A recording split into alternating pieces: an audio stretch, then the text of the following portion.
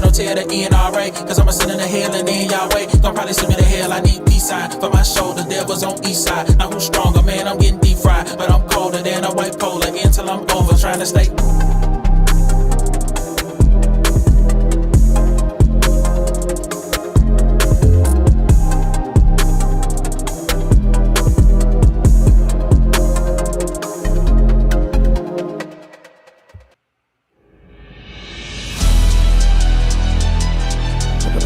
deep, already know it's me, so what you asking for? Shorty bad and I just bought a bag and I ain't asking for it. She just bragging, I just send a jet to made back out the port. We be fly, we be cashing out, come keep me company. Shorty bad, so I'ma fuck her good. Got diamonds on her teeth, treat her good. She know I'm a boss, I'ma keep it P. Brody told, you just pick a side, get her out his shit. Feel the pressure when it come, with my heart on my sleeve. I can never ever fold, mama praying for a G. Gotta get it, gotta go, gotta grind to a B. If I want it, I'ma get it, cause the pressure on me. Let's go.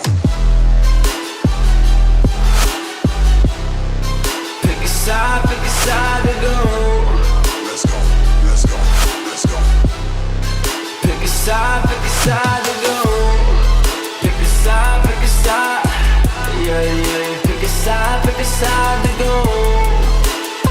Let's go, let's go, let's go. Pick a side.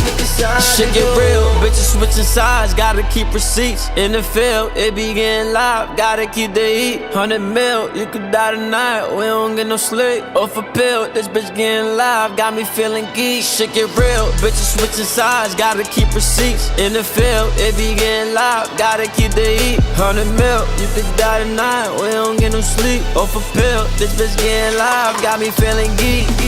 Let's go, let's go, let's go, let's go.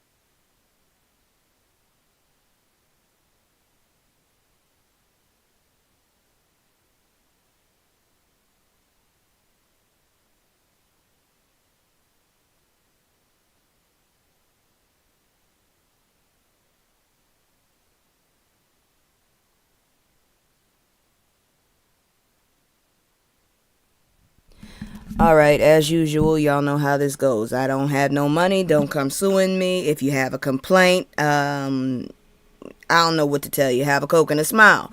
Basically, what I'm saying is, don't come sue me. I ain't got no money. And all I can say is, let's begin. Let's get it. Green light, let's get it. Green light, let's get it. Green light, let's get it. I'm the future, I'm in it. Check score, I'm winning. Green light, let's get it. I just win. I'm on 10. How y'all doing? As always, I'm gonna go ahead and say hello to y'all. So let's begin. Hello. Hi. And Hello, motherfucker. so, hey Terry, how you doing? Hope you're doing well. We gonna go ahead and enter this first thing with some good news because the rest of this shit don't look good. All right, so I'm just letting you know. And then the smoke got me. All right, so Keith Lee announces plans for Family Day Festival in New Orleans. So, he's always doing something, but he wants to start off here. So this right here, this is how you use a platform correctly. Keith Lee, the food reviewer who actually changes people's lives, not just algorithms, is launching a festival called Family Day. You see how it's spelled. And I'm not gonna lie, this one feels different in a good way. This isn't influencer nonsense. This isn't buy my merch and shut up. This is community economics. Family Day is a full-blown food, family, and musical festival with Keith and his family have been building for over a year. And the vision? Simple. Food from the actual small businesses he's reviewed, music that reflects the city it's in, and national artists for all generations. Kids, parents, grandparents, great-grandparents, everybody. No age segregation, no culture separation, no bougie gatekeeping. It's also family friendly. You're going to have carnival rides, community vibes, and then here's the part that is low-key hits different. Oh, hey, Joker. Let me see there. Let's see. Keith and his family are doing an obstacle course competition against other families. And if his family wins, they give the prize away. If the other family wins, they keep it. That's not branding. That's values. We don't need to win. The community needs to win. This first Family Day is happening May 16th in New Orleans, which already makes sense spiritually and culturally. Tickets go on sale February 9th, and the first wave is intentionally priced cheap so regular people can actually come, not just people with influencer money. Ooh, my back. And let's be clear about the deeper impact. Keith Lee already has what people call the Keith Lee effect, where one review can save a business. But this festival makes the impact sustainable. This is a long-term visibility, national attention, real foot traffic, real money, real infrastructure. Not viral today, forgotten tomorrow. This isn't about clout chasing, this is community building. Black economics, mutual aid with a business plan, and what influence is supposed to look like. Because the goal shouldn't be fame, it should be circulation. Money circulating, opportunity circulating, visibility circulating. And honestly, if more creators move like this, the culture would look a whole lot healthier and a whole lot less fake. Because I'm serious, money is the root of all evils, and that's all there is to say. Now that was my one nugget of goodness until we go into this onslaught of bullshit. So before I do that, as always, if you like what I'm doing or if you have some suggestions for me, go ahead and put those in the comments. Please like, subscribe, and share. Get my word out. And the first thing we're going to do is go check ahead at my commercial. Then we're going to get into this bullshit. So here we go. It's just me and the fam. It's just me and the fam. It's just me and the fam. It's just me and the fam. Yeah, yeah. It's just me and the fam. See my little Tay-Tay, that's my hype girl, that's my mascot. Little ones go for hours and some hours till we pass out. Stay inside the house, turned up with them racks out. Stay inside the house, turned. Alright, so we already getting into the dark shit, so just get ready for it. As you can see, Mississippi man who unalived his secret gay lover learns fate. So this is painful, but it matters. Jimmy J. Lee was a 20-year-old openly gay student at the University of Mississippi. Creative, expressive, loved fashion, loved makeup, loved being himself in a place that doesn't make space for that.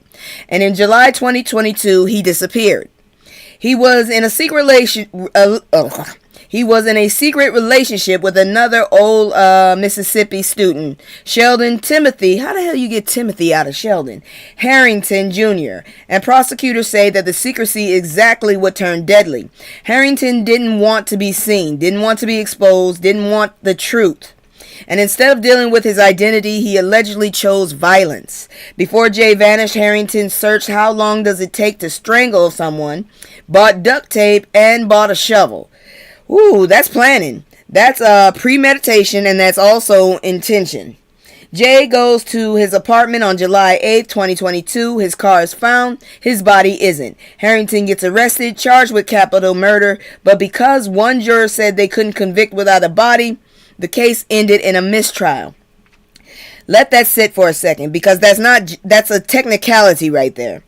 Fast forward to February 2025. Hunters find Jay's skeletal remains in a wooded area. No soft tissue is left, too decomposed to determine cause of death, but the truth is already written in the evidence trail. Harrington is indicted again, and this time the system finally does what it should have done the first time. He pleads guilty to second-degree murder and tampering with evidence and gets 40 years total. That's the end of his damn life right there. The judge said something important. He believed Harrington thought Jay's death wouldn't matter because of the lifestyle he lived, meaning he assumed nobody would care. He assumed society wouldn't fight for him. He assumed Jay was disposable. But Mississippi proved him wrong. This wasn't just a murder. It was about shame, secrecy, homophobia, and the danger of untreated self-hatred. And the truth always comes out. Always. Because you can hide a body, but you can't hide a crime forever. And you damn sure can't hide conscience. Rest in power, Jimmy J. Lee.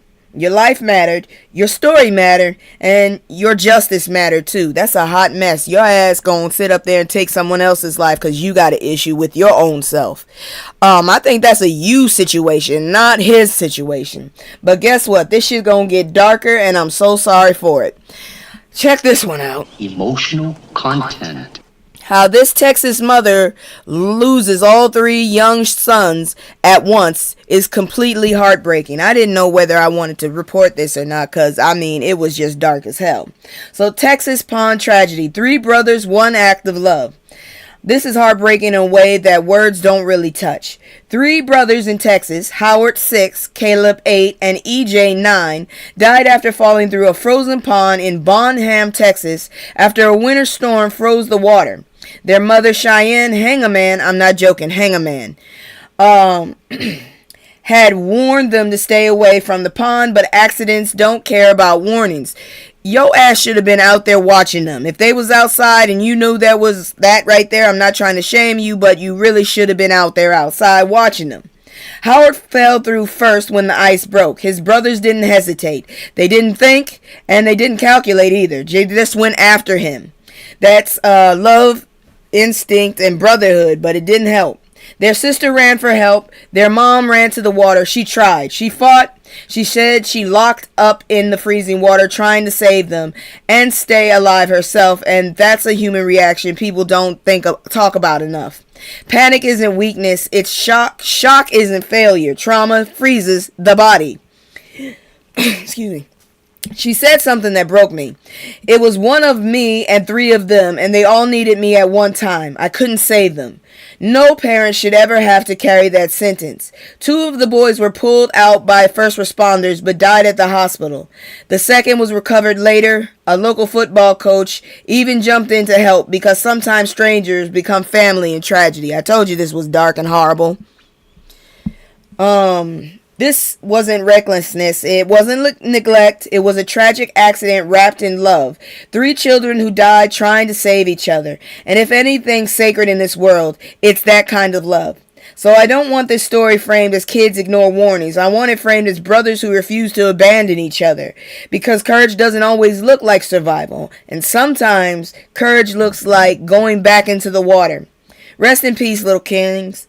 Your love for each other will outlive this tragedy. But God, that parent, I know that mama is hurting so damn bad, and I'm so sorry that happened. But I still think she should have been, an adult should have been out there with them children and should have told them to stay the hell away from that lake. I don't care if it carried you for 5, 10, 15 steps. It took them far enough out that water could take them.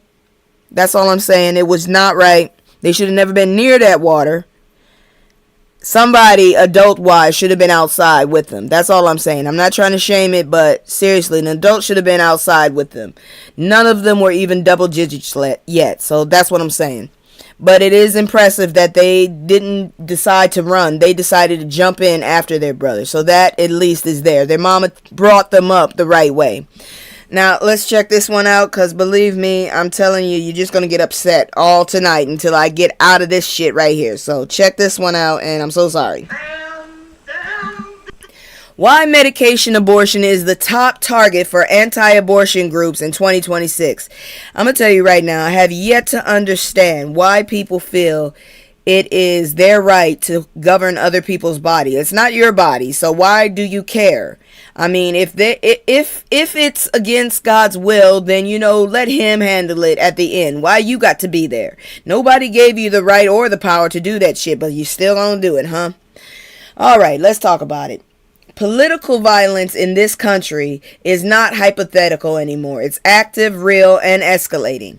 Congresswoman Ilhan Omar was attacked at a town hall in Minneapolis, which I will tell you about more. When a man rushed her and sprayed an unknown substance on her, it was a physical attack. Security tackled him. I guess this is the whole story about it, because I wanted to tell you more about it.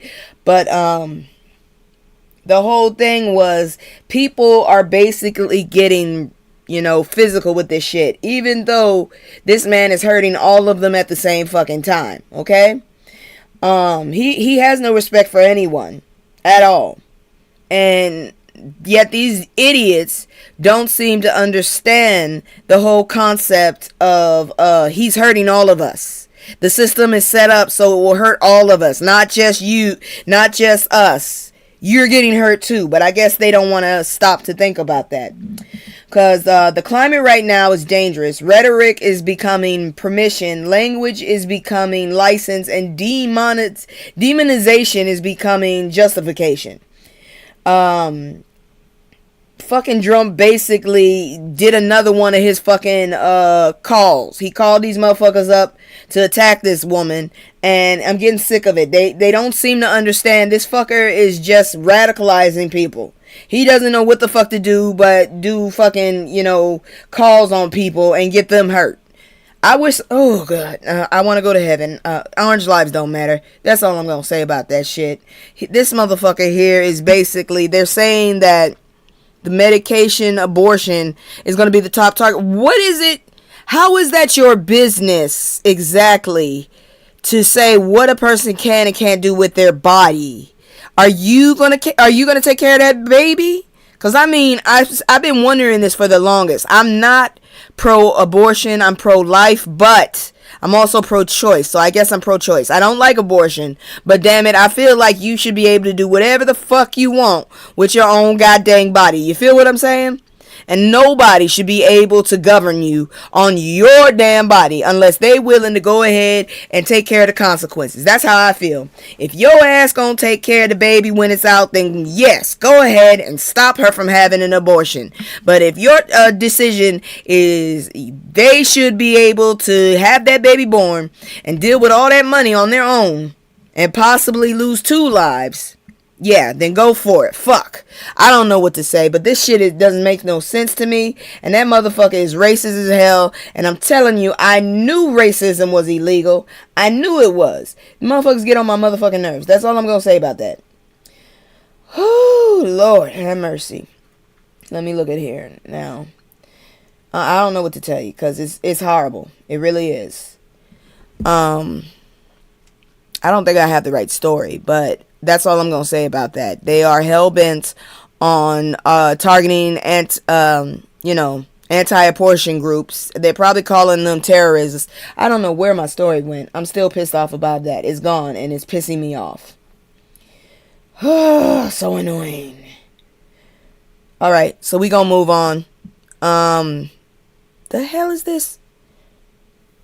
Some of my stories are just not in order like I want them to be, I guess. I don't know. This is getting on my damn nerves because this also is not in order. Where the fuck is the story?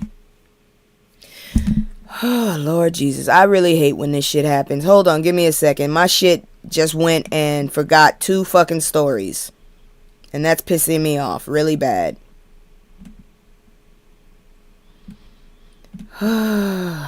Jesus Christ. Fuck it. I'm just gonna have to grab it myself because this don't make no damn sense. You gonna fuck around with me like this. So annoying. Let me go see where my stories are. And I'll just have to tell you what I gave them because these motherfuckers fucking with me now. They done forgot my damn stories. See, this is why you gotta check shit on your own sometimes. Give me a second. I knew this shit didn't work right. I knew it. Motherfuckers get on my last nerves. But I'm gonna report this shit like I said I was gonna report it. Damn it. Okay, give me a second. All right, here we go. So this week marked what I'm gonna go back to this story right here because I'm irritated. This week would have marked what have been 53rd anniversary of Roe versus Wade, the 1973 Supreme Court decision that legalized abortion nationwide until its overturning in 2022. Since the overturning, Roe versus Wade, abortion has been banned in 13 states, severely limited in 10 others. Despite new legal restrictions, anti-abortion activists remain frustrated, in some cases even more so than before Roe was overturned, because abortions have not stopped taking place, even in states with complete bans. The number of abortions has not dropped at all, and according to Liz Murrow, Louisiana's Attorney General, abortions have tragically increased in Louisiana and pro-life states. The continued prevalence of abortions is largely due to the easier availability medication abortion, which uses combinations of mifepristone or misoprostol. I cannot read these things. Give me a second. Because I'm still pissed off about this shit. I want to make sure if y'all said anything. Nope, not yet. Alright, let me go back to this stupid ass shit. I'm so annoyed with this shit. I am seriously annoyed. Anyways, let me go back. A significant factor is the availability of these pills via mail after telehealth visit with a licensed health professional. Telehealth access was a major change initially made excuse me, temporary during the COVID-19 pandemic when in-person doctor visits were often unavailable. Before, unlike most medications, mifepristone could only be dispensed directly by a medical professional certified by the FDA. The Biden administration permanently eliminated the requirement for an in-person visit, a change that the second Drumpf administration has not undone. While the percentage of abortions using medication had been growing since the FDA first approved mifepristone in 2000, the Biden administration decision to drop in-person dispensing requirements significantly increased its use. So now the FDA has approved a second generic version of mifepristone in October, which angered abortion opponents.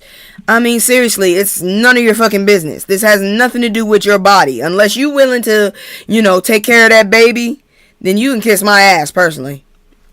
Anyways, let's see. Reining in or canceling the approval of pregnancy terminating medication is a top priority for abortion opponents. Susan B. Anthony, Pro-Life America, called abortion drugs America's new public health crisis, citing their growing use and claims of safety concerns like risk of unknowingly administering the drugs or serious complications. However, decades of research and experience show that medication abortion is safe and complications are rare. Students for Life has claimed that biological waste from mifepristone contaminates the nation's water supply, a claim refuted by environmental scientists. So basically, they're just being fucking haters. They want this shit to stop. They want to be able to control people, and they're lying like they usually do. What's new? Moving on, because I'm sick of this shit, and I want to report my shit like it was supposed to be reported. Let's see here now. Is this it? Yeah, this is it. Let me stop. I know what this is now. This is now fuck around and find out time, okay? So give me a second. I told you shit was all over the place. I didn't know what the hell I was doing at one point. Give me just a moment. Because there was a lot of fucked up news. And I'm still pissed off that my damn news was moved around like this. It's just very annoying. Let's see here now. No, that's not a fuck around and find out. That's something else.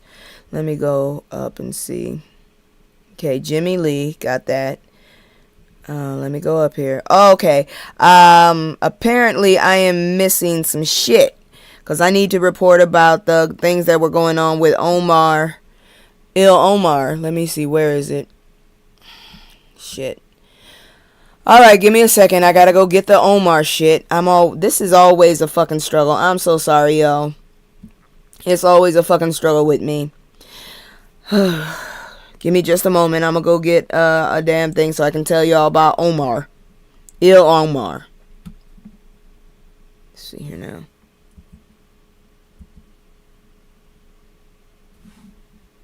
Alright, here it is.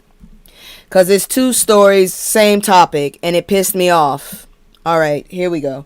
Now I'm back on track. I'm back on track. Okay. Alright, so let me go ahead and do this now.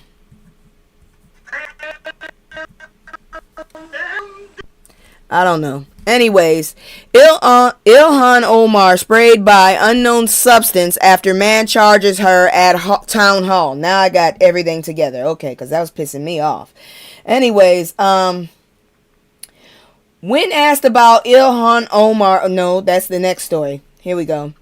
Congresswoman Ilhan Omar was attacked at a town hall in Minneapolis when a man rushed her and sprayed an unknown substance on her. Not a protest. This was a physical attack, okay? Security tackled him. The crowd panicked. People were scared, and she was visibly shaken, but still stood back and finished the event. And the realest part, she said, "We are Minnesota strong and we will stay resilient."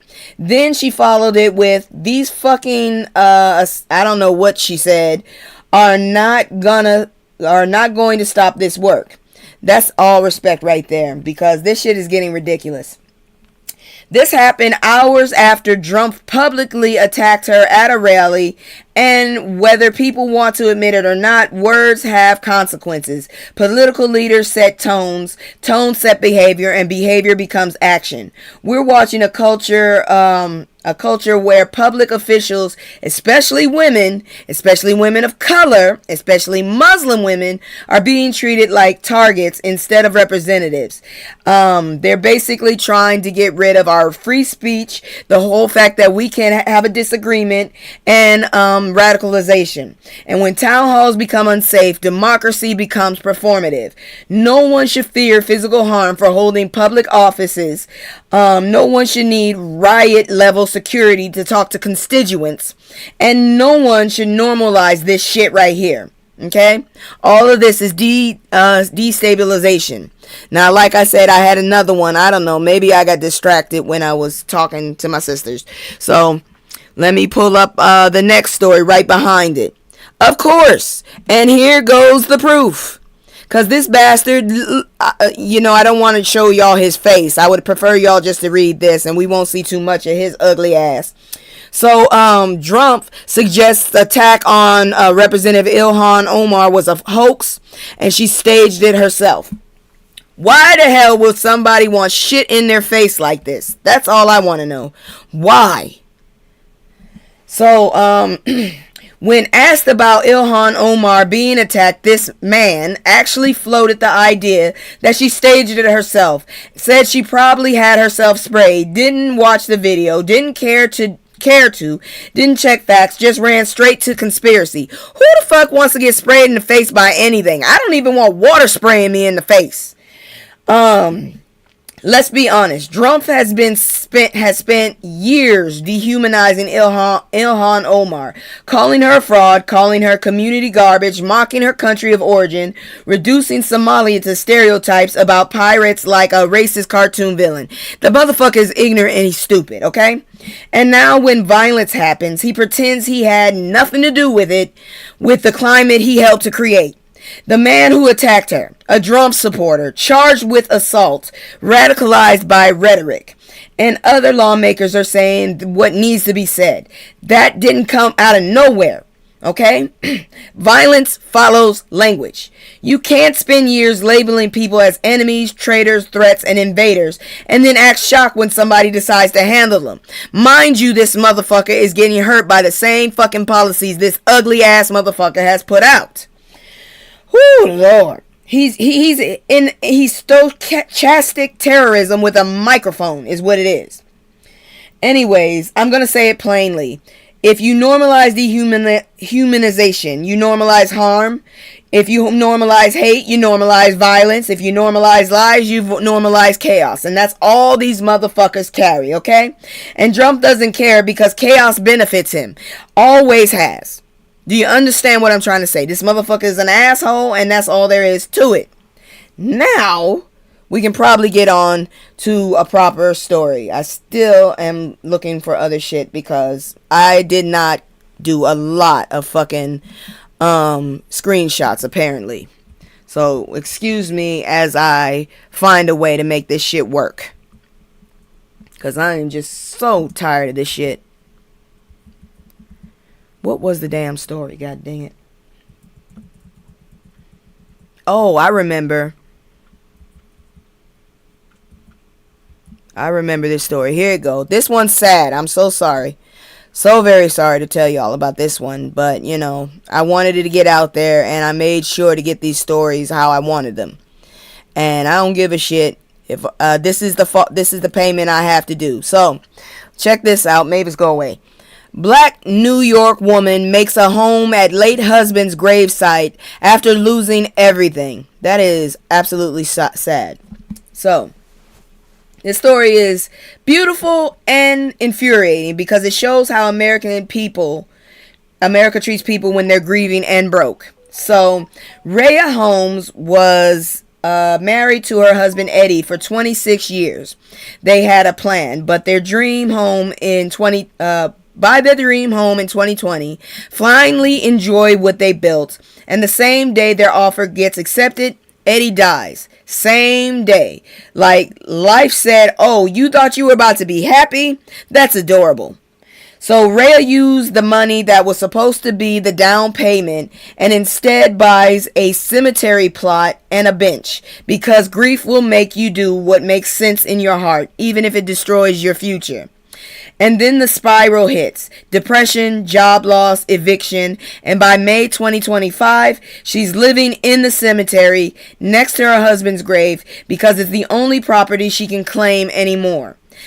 Oh my God, that is a housing crisis with a bow on it. That is so sad. And here's the part that makes you want to cry and cuss. She wasn't out here hurting anybody. She even volunteered at a food pantry. She just expected to die right there by Eddie's grave. Until Officer Jamie Pastorello shows up, he doesn't do the usual move along nonsense. He helps, pays for a hotel, helps arrange temporary housing through Lemoyne College during breaks, starts a fundraiser. This is beautiful. Links her with Syracuse nonprofit A Tiny Home for Good, and within weeks she goes from sleeping on cold cemetery ground to having her own tiny home. Rhea calls him her angel. He is. You just saw this story. It was sad but touching. I know the level of grief she's suffering. Glad she's doing better. Me too. And I'll say this. I'll say it like this. Shout out to the officer truly, but damn this country that it takes one random human being choosing to be compassionate for somebody to survive, because the system was perfectly fine letting her disappear into the dirt. That is sick. And thank God she did.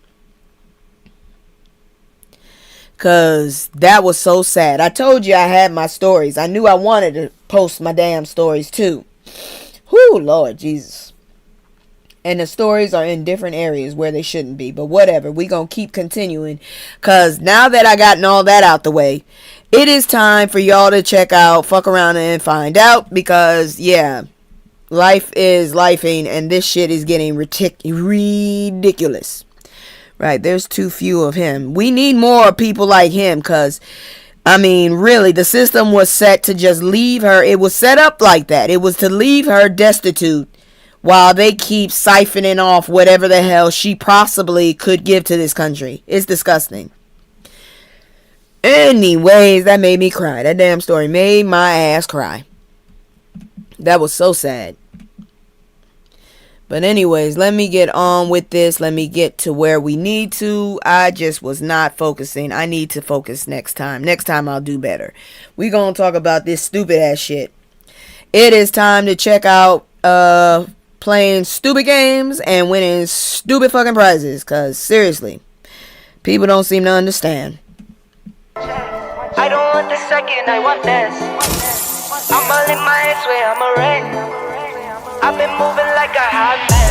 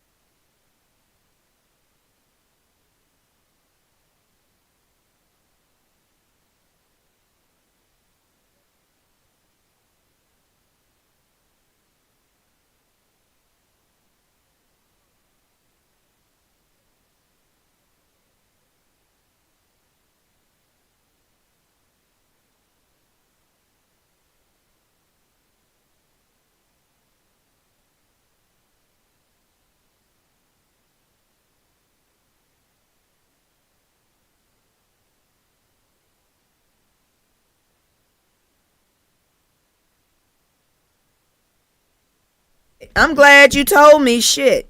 Let me go back. You didn't hear this story then. Damn, I wish you had told me. Let me go back. All right, I'm gonna go back to this story. All right. So, thank you for letting me know. Florida GOP candidate caught yelling a racial slur at a black worker. So I'm going to tell you the story again. So a Florida Republican candidate, Michael Lincoln McCrate, running for Florida House District 41, got caught in a viral video doing what racists always do when they feel uncomfortable. Panic, escalate, then say something hateful. Okay, cool. This is it. This is the 7-Eleven story. Let's see here now. The video shows him inside a 7-Eleven confronting a black employee who's recording him. He's demanding over and over, delete it. The worker refuses because last time I checked, this is America, not the kingdom of fragile white feelings. Then Lincoln McCray grabs something off the counter like he's about to intimidate the worker into compliance. And that doesn't work. He storms out and throws out a racial slur on the way, leaving, then comes back and bangs on the glass like a whole toddler trapped in a grown man's body. Now, let me tell you, it gets even more fucked up when you find out what this man did for a job. After it spreads, county officials say they're reviewing, and he resigns from Orange County's Disability Advisory Board. Are you serious? Because, I mean, after all that shit, I thought he might have been disabled himself. No real public comment because accountability makes people like that itch. And here's what I need folks to understand. This isn't just one bad moment. This was a reminder that some people want power while still carrying the mindset that black workers are supposed to obey them on command. Shout out to the employee for standing firm because the truth is that worker showed more dignity and restraint than that man deserves. Because I promise you, I don't know what to tell you. I'd have start claiming, I'd have called the police on his ass, all kind of shit. But we moving on into this shit right here, okay? Because motherfuckers didn't realize what we've been warning people all this damn time. So look what the fuck it is. White Christian nationalism, which is a code word. It is not what you think it is by just reading that. You just reading that, you would think it's just white people that love their country and love Christianity. No, it ain't. Is the true culprit for what's happening in Minneapolis. Now, this is the think piece. Reverend Erica N. Williams is calling out what a lot of black folks have been saying for years. The U.S. isn't just divided. It's being shaped by white Christian nationalism, which is basically white supremacy wearing church clothes. And this essay basically points out something sharp. We've had black and brown folks harmed in ICE custody and immigration enforcement for a long time. But the national outrage often spikes when victims are white. And the lady that wrote this said that it's not because they were Christian, it's because they were white. And honestly, tell me where the lie is. Okay? She also addresses the where are the black clergy crowd. Like, baby, black clergy been outside. The question is, where are the white religious leaders willing to confront the roots of this mess? Power, whiteness, and political religion. Then she highlights something important. The Day of Truth and Freedom protest in Minnesota, where about 100 faith leaders were arrested at Minneapolis-St. Paul Airport protesting deportation flights and ICE activity. How you gonna arrest a religious leader? That don't seem right. I wouldn't feel comfortable doing that. I would feel like I would be cursed to the umpteenth levels of hell. Okay, but anyways. Her point is momentum, not a moment, not performative thoughts and prayers, not I'm sad, but I still vote for the same harmful policies because that's stupid as hell. Momentum, movement, accountability.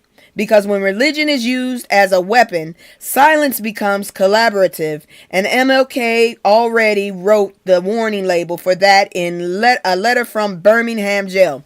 Which reminds me, I do need to upload one of those Malcolm X speeches. So I'm doing that on Wednesday. If I can find one, I will be letting y'all listen to Malcolm X's words cut down into small things. If I can't, we'll just move on to other things. But I'm going to try my best to get y'all to do that. Cause I mean, one time somebody came up here about 2 weeks ago complaining about MLK.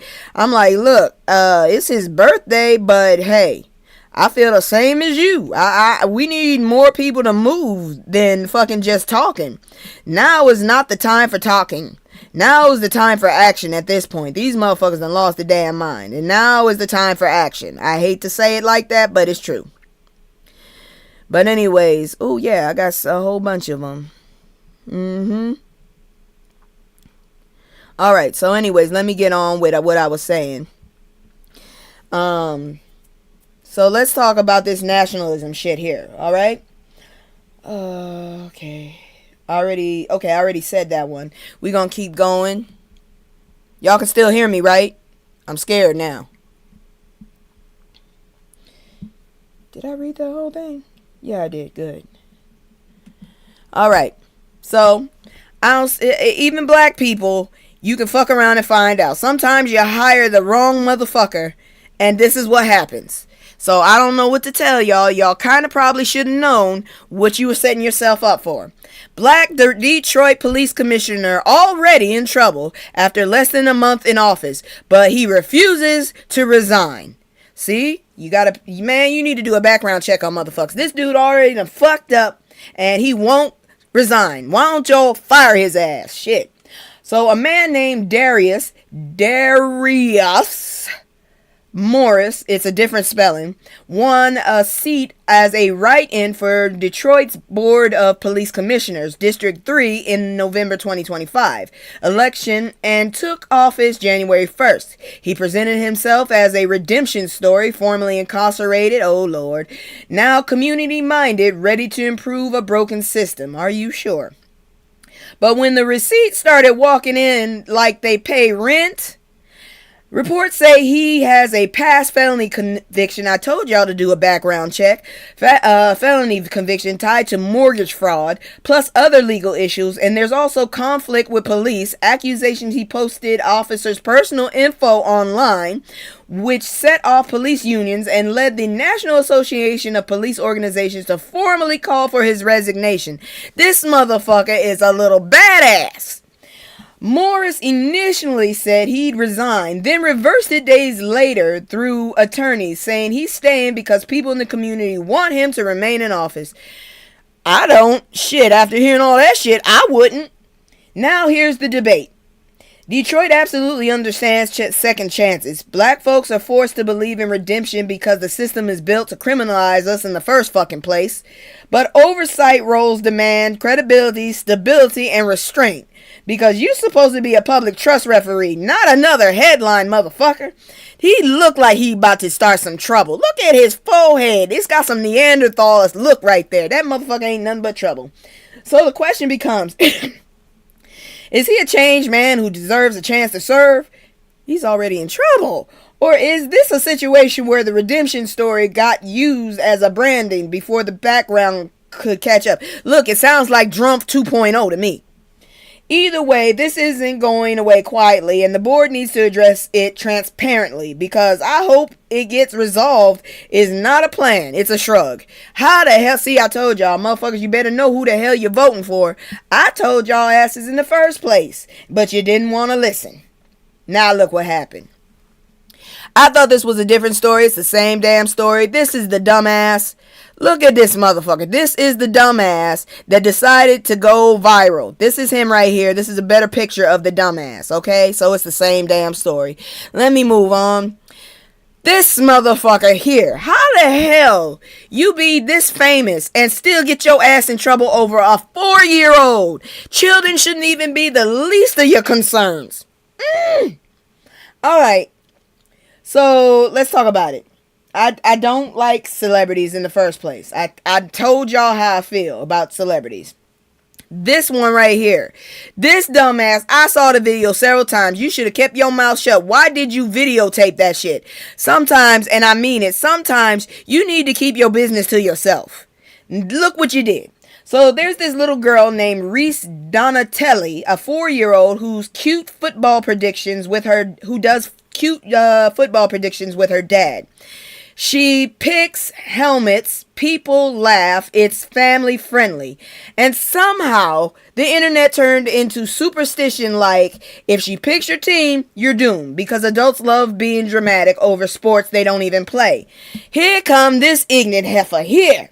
Then Cardi B celebrating the Patriots playoff run with her boyfriend Stephon Diggs goes on IG Live and shouts something like, "Fuck that bitch," about Reese for picking against them. then immediately realizes she cussed out a toddler and starts apologizing. Bitch, why did you put it online? Why? Damn it. When stupid people realize they done fucked up. And this heifer was into politics too. Stay in your fucking lanes. Shit, this dumbass motherfucker here. Now you in trouble. Now, yes, it was a mistake. She tried to walk it back, but what's been happening around it is the real problem. Reese's dad had to come out and say, please don't direct profanity at my child, which no one should have to say. And he also said their family had received death threats because gamblers and weirdos are mad at a 4-year-old's helmet picks. Y'all need to grow the fuck up. Her ass and him. And all those other weirdos. So let me say this clearly. If you are threatening a child over football, you don't need a new team. You need a new brain immediately. Because obviously shit ain't working in the one you got. Her ass right there should have never videotaped that shit in the first place. You actually took time to think about it and then videotape your stupid ass. You had time not to do it. Then you walked your ass back. Stupid, you should have never been on live. Damn. Not everything needs to be televised. Shit. This is just a reminder that children should not be content targets, rage targets, or scapegoats for grown people's addiction and emotional immaturity. Let's talk about how many damn foxes might have died for that coat there. Ugh. Keep kids out y'all adult messes, please. And honestly, the internet needs to stop awarding people for acting feral. The heifer looked like she a damn wombat right there. Oh, Lord have mercy. Y'all, moving on, because the ignorance doesn't stop here. Maryland hairstylist has been dragging 15-year-old client in viral video, sentenced to 5 years with all but 6 months suspended. That's a 15-year-old. 15-year-olds piss me off sometimes. 16-year-olds piss me off. Teenagers are just infuriating. But why you need to drag their ass? Just cuss their ass out and keep walking. Shit. Alright, this is messy and serious, and I'm going to say it with love and accountability. Being stressed, broke, and scared about money is real. But you still don't get to put your hands on people. Keep your motherfucking hands off folks. Alright. A Maryland hairstylist, Jayla Cunningham, posted a video that went viral because it showed her assaulting a 15-year-old client during a payment dispute at her home-based braiding business. The price was about $150. The teen tried to pay electronically but had trouble, and that's when everything went left. Prosecutors and the court pointed to the video showing Cunningham dragging the teen, pulling her by her hood, and hauling her toward the door. There was also testimony that she approached the girl with scissors. Her lawyer argued that was to remove the service, not harm her. Motherfucker, her service is entwined with her. Her real hair is braided with that hair. That is harm if you cut her real hair. Woo, no. But the overall scene was ugly, and the judge wasn't ignoring it. You had to have some. You need some patience, lady. You could have easily had just called the parents or something. Shit. Or restart the fucking phone. Go outside with her and get a signal. Shit. Anyways, let's see. A jury convicted her of second-degree assault, and the judge sentenced her to 5 years with all but 6 months suspended, served as home detention plus probation, mental health treatment, and anger management. Sounds about right. Here's the teachable moment for anybody doing hair, lashes, nails, any service work. Payment policy up front. Deposits, no money, no install. If the payment glitches, call the parent, call the police. If you must, don't become the police. Exactly.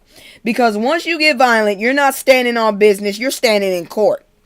And the worst part, the video didn't just go viral, it became evidence. The internet will let you crash out and replay it in HD forever.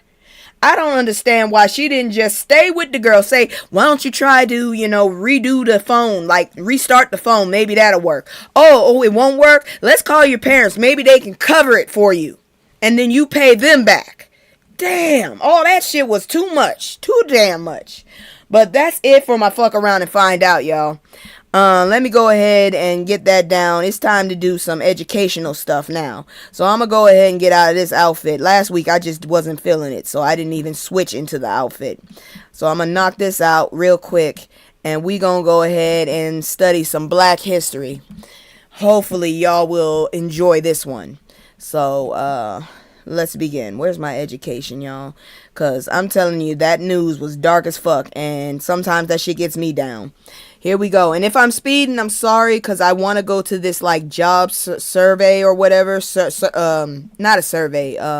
Some kind of presentation. I'm trying to get a fucking job. I'm tired. I need work. Here we go. Yo, it's too many. Hey, it's too many. Yo, it's too many. Yo, it's too many lies. Look in my eyes, they know I'm the truth. Knocking them down every time I step in the booth. We ain't got a lie, they know we the vibe, we living in proof. It's young conscious, shoot my life a movie, I live in a spoof. Ain't no sticking around, I'm on the move, I'm checking the deuce. Yeah, it's only us two, so you know we copping that coupe. We on the roof, smoking dope, look at the view. Yeah, we used to chill on the stoop, now we out here breaking the news. It ain't shit you. Alright, give me a second. I just need to get the speech up here. Alright. And I need to make sure that it's not long because, ooh, Lord, I'm not sitting here for no 3 hours. He got some speeches. Alright. We're going to listen to Brother X, Malcolm X, talk about housing conditions in Black communities. And as I mentioned at our rally a couple of weeks ago, the worst housing conditions in every city in America always exist in the so-called Negro community. Yet the white liberals who own these rundown houses force us to pay the highest rent. And that's who owns these houses. White liberals, your white friend, your white benefactor, your white buddy who joins your integrated organization. That's the white man who's your landlord. That's the white man who is bilking you and robbing you and exploiting you. That blue-eyed thing that walks around here in Harlem collecting rent, trying to pat you on the back and tell you how much progress you're making when you're catching more hell today than your grandfather caught 100 years ago.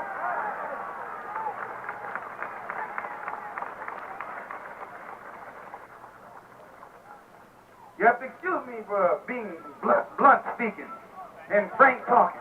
We don't care who likes it or not, as long as we know it's the truth. Much of what I say might sound bitter, but it's the truth. Right.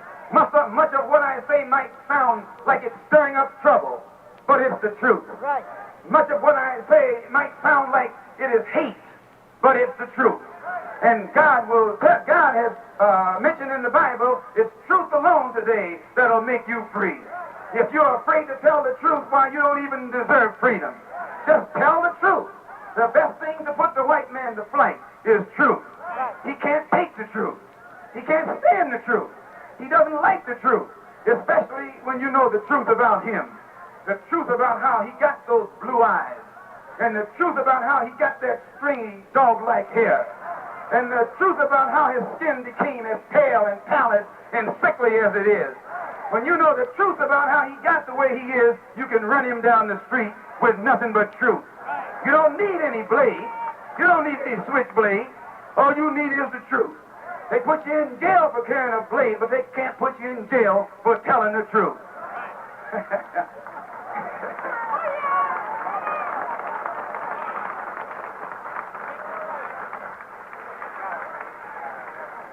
Here in Harlem, we have the worst homes that pay the highest rent. High overhead. We are forced to take in roomers in order to help us pay our rent. Y'all experience that every day. You rent one of these old rundown apartments here in Harlem from the white man. And he charges you so much rent for that apartment, you got to rent part of it out in order to get some of your money back. So what happens? Our apartments become filled with relatives, with strangers. Our community becomes overcrowded. And these overcrowded conditions under which our people are forced to live eliminates all chance for a normal home, for a clean home, or for a healthy home. Your home soon becomes filled with cockroaches and rats who live better than you do. And because our children are forced to grow up in this overcrowded atmosphere, the lack of much-needed privacy destroys their sense of shame. It lowers their moral standards and leaves them exposed to every form of indecency and vice that is running rampant in the community.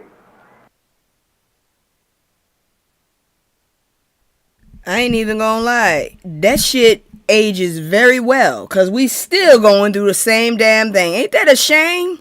This man did that speech in the 60s, and it still is relevant today. Oh Lord, that's messed up. That is so messed up. I guess they are say if you are doomed, if you don't learn from your past, you are doomed to repeat it. I guess that's what it is. But we gonna move on because we still have more Black history. So where's my thing here? Really? You just ain't gonna show at all?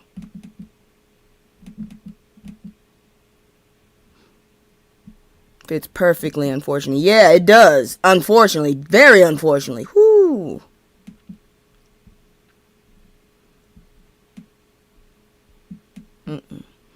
Okay, here we go.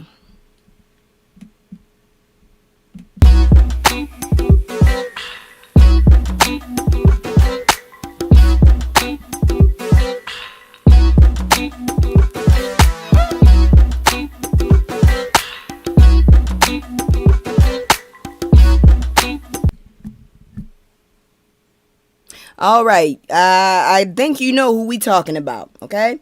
Fred Hampton. They feared a 21-year-old with a plan. Let's talk about Chairman Fred Hampton the right way, because folks love turning him into a poster and ignoring why the government wanted him dead. Fred Hampton was 21, leading the Illinois chapter of the Black Panther Party. Not a gang leader, not a radical thug, none of that lazy propaganda. He was an organizer and a coalition builder, and that's what scared the hell out of that state. Context on modern framing, historical facts are widely documented. Because Fred wasn't just talking about revolution. He was building community programs, political education, survival programs like free breakfast for kids, and real strategy. And he built what became known as the Rainbow Coalition, bringing Black folks, Latinos, and poor white communities together around shared struggles like poverty, housing, and police brutality, which we all are experiencing today. That's the real threat, not anger, unity. The FBI's co-Interpol targeted him as a threat, and in 1969 Chicago, police raided his apartment while he slept. Fred was drugged and pew-pewed in his bed. Let's not play word games. It wasn't a shootout. It was an execution. And the reason his story still matters is because Fred Hampton is basically the blueprint for what the system still fears. People learning politics, people building mutual aid, people organizing across lines, people moving like community is a weapon against oppression, which it is. Fred said, "You can kill a revolutionary, but you can't kill the revolution." And every time people organize food drives, bail funds, community clinics, cop watch programs, Fred's words prove themselves again. Fred Hampton didn't die. He multiplied. Fred Hampton, man, that was a king, okay? That's all I can say. And there you go, pictures of him. The man was only 21. Could you imagine if he had gotten to full adulthood, what the fuck he could have done? Woo, y'all couldn't have stopped us. You wouldn't have been able to stop us. That's all I'm saying. Y'all asses wouldn't have been able to stop shit. But anyways, I digress. We're gonna go ahead and move on because it's time for not education, but good news. I got some good news for y'all. Like I said, I'm running through this as fast as, well, not as fast as I can, but I'm trying to keep it going because, one, I messed up several times in the beginning, and two, because I'm trying to go check out this damn, job presentation, because I need a job. Fuck it. I'm tired. I don't like not working. You know what I'm saying? I really do not like not working. Alright, anyways, let me close that. Okay, so I'm gonna try to find this good news. Where is it? I know I moved it before, but shit. Oh, there it is, right there in my face.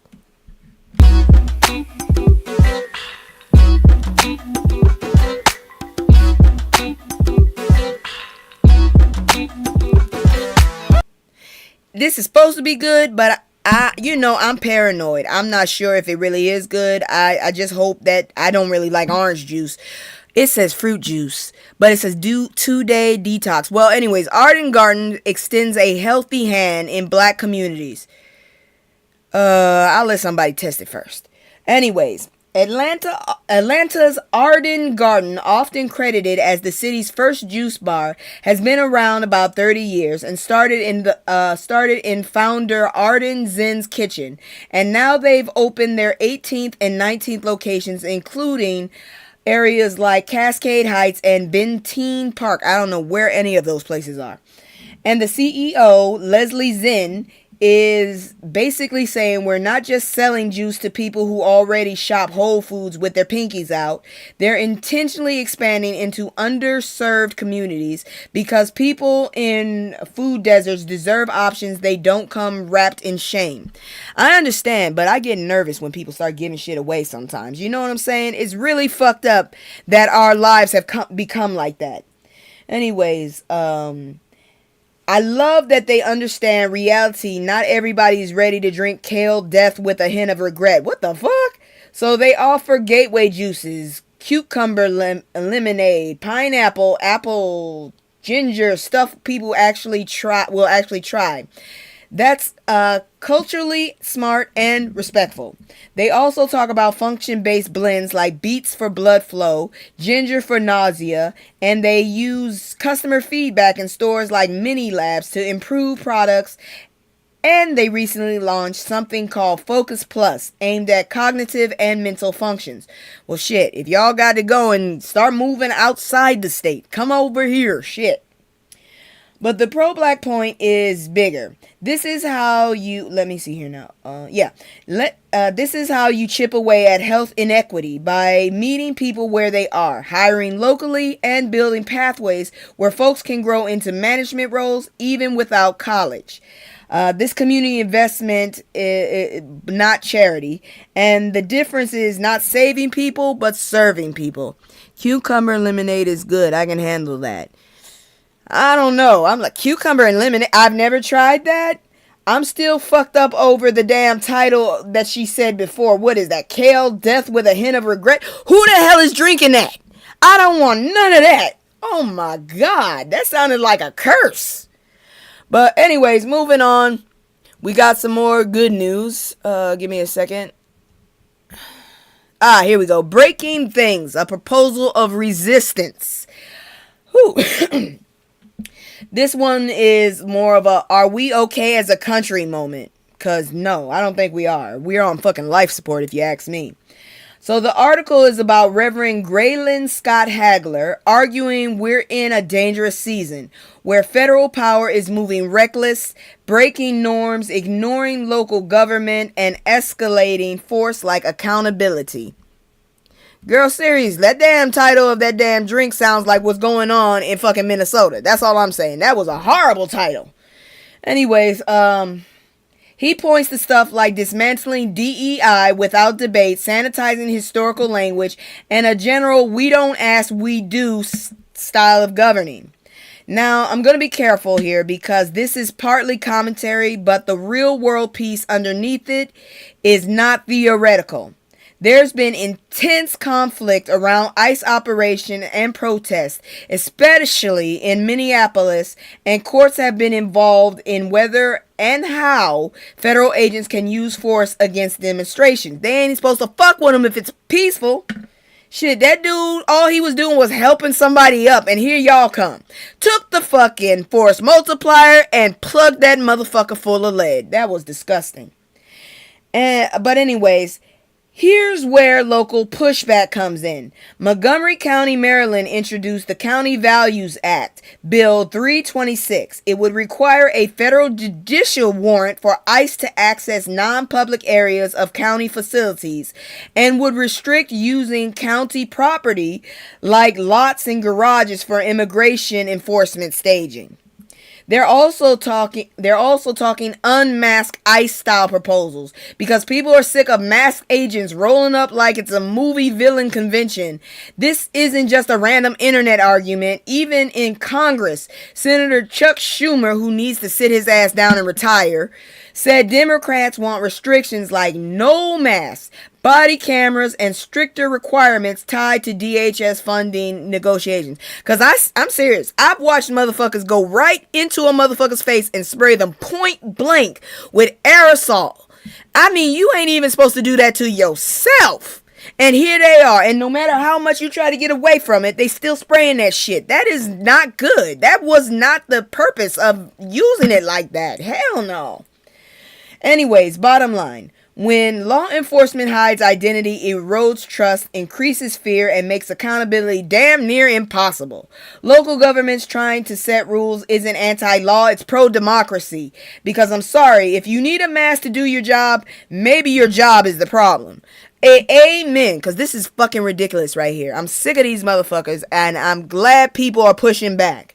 And damn it, it's like, when you really think about this shit, one person, then you get another person, then you get another person, then you go, and how the hell do you make them think the same fucking thing? You just get some evil ass motherfuckers, obviously. Shit. Walking up on people, snatching motherfuckers, breaking people, terrorizing people. Ugh, it's disgusting. Anyways, moving on. We got another good news, so let me pull that up. I'm going to do this and actually do it right. Whew.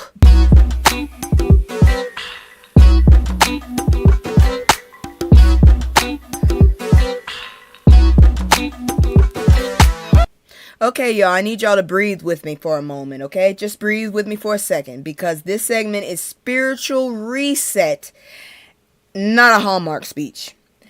Luke the 2nd says, the angel shows up and announces good tidings of great joy for all people.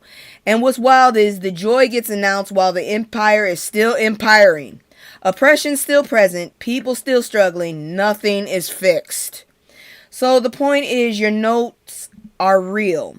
Joy isn't the reward for everything being resolved. Joy is a stance, a refusal to collapse. And I love the distinction between anticipation and expectation.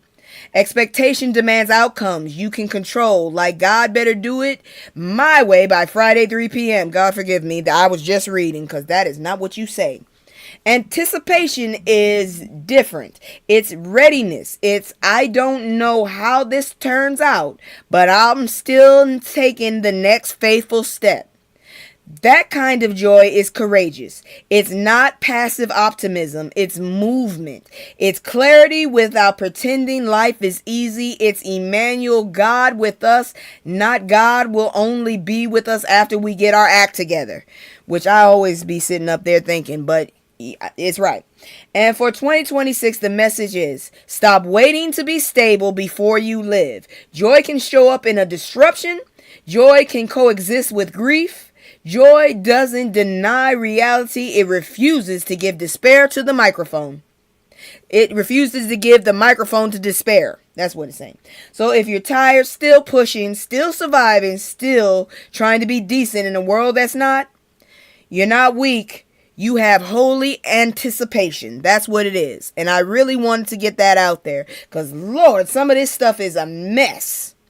Now, I don't usually do this one, but I'm very sure we black ladies and some of us black boys would like to check out makeup and beauty.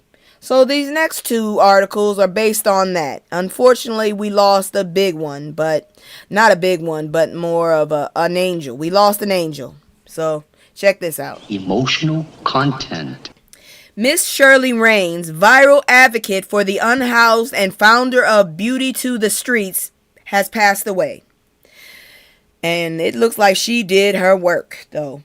All right, so Miss Shirley Raines, founder of Beauty to the Streets, has passed away at 58. That is still kind of young. Her organization confirmed it, and tributes are pouring in because she wasn't an internet activist. She was out there feeding people, loving people, restoring dignity to the unhoused in Los Angeles and beyond. Her work was so powerful because she understood something America keeps pretending not to know. When folks are unhoused, they don't stop being human. They still want to feel clean. They still want to feel seen. They still want choices. That's why her nonprofit didn't just bring food. It brought hygiene, hair, makeup, and respect. I love it. Sounds like a good advice. Finding joy. Yes, rest in peace, because this one is definitely an angel. And the fact she did it publicly on social media mattered because she used the algorithm as a weapon for the people, not against them. She humanized people everybody else tries to step over. Reports say she was found unresponsive after a wellness check, and the cause of death has not been publicly clarified yet. But her legacy is already solid. She changed how millions see homelessness, and she built something replicable, real mutual aid with structure. That's why folks felt connected to her. She didn't do poverty porn, she did community. Rest in power, Miss Shirley, and for everybody watching, the best tribute isn't a hashtag, it's continuing the work. Ooh, my eyes, my eyes, my eyes. Got me wanting to cry. My eyes. All right. Now a little bit less community and more self. The next story. So let me bring it down because honestly, I just don't have the the technology to do all this shit I want to do. But anyways, check this out. Black women have a new favorite blush color, and it's not pink or red. Let's talk about it, okay? So, black women are trending yellow blush right now, and honestly, it makes sense. Yellow on melanin doesn't read cartoon. It reads warmth, like you got kissed by the... I have never heard of yellow blush. That is amazing. I'm looking at it now when I look at her face. Y'all see that yellow blush? I didn't even notice that. I didn't know they made yellow blush. I mean, I thought blush was a color itself. Amazing. Anyways, TikTok creators have been using yellow shadow as blush and getting what that golden editorial pop. And so it's eyeshadow they're using. And the funny part is people are shocked, like yellow? Baby, we've been making colors work that weren't made for us since makeup companies acted like deep skin tone was a myth, and it's not. Oh, me neither. Yeah, girl, what they're doing is they're using the eyeshadow, the yellow eyeshadow, to get the blush going. A few products have been getting name dropped. Danessa Myricks Color Fix Multi-Use Pigment, often praised for staying power and versatility, and the brand list Color Fix at 22. It's kind of high up there for me anyways. Also Fenty Kilowatt Trophy Wife and other options, but the core takeaway is simple. Start light, build gradually, and blend like you're painting a sunrise. Not slapping on mustard, please, because I swear to God, if I see y'all with yellow ass cheeks, I'm gonna talk about you. Pro tip for everybody, if you're scared, do a tiny tap of yellow over a warm base blush or mix it with your bronzer. You want glow, not caution sign, okay? And yes, pair it with bold lips if you're feeling spicy. So I don't usually do these stories, but I felt like, a lot of people that check in are usually women. Not all, but usually, so I gave y'all something. Don't say I don't give men something either, because I had to talk about prostrates before. Anyways, that's your makeup fix from me. I don't know when I'll give another one because I still haven't figured out how to do makeup. Now, before I continue, I'm going to go ahead and do my little commercial. As always, if you like what I'm doing or if you would like me to change something or add something, hit me up in my comments. Let me know. Like, subscribe, share, get the word out so folks have their head on the swivel. And when we get back, celebrity news. God dang it. It's just me and the fam. It's just me and the fam. It's just me and the fam. It's just me and the. It's just me and the fam. Yeah, yeah. It's just me and the fam. See my little Tay-Tay, that's my hype girl, that's my mascot. Little ones go for hours and some hours till we pass out. Stay inside the house, turned up with them racks out. Stay inside the house, turned.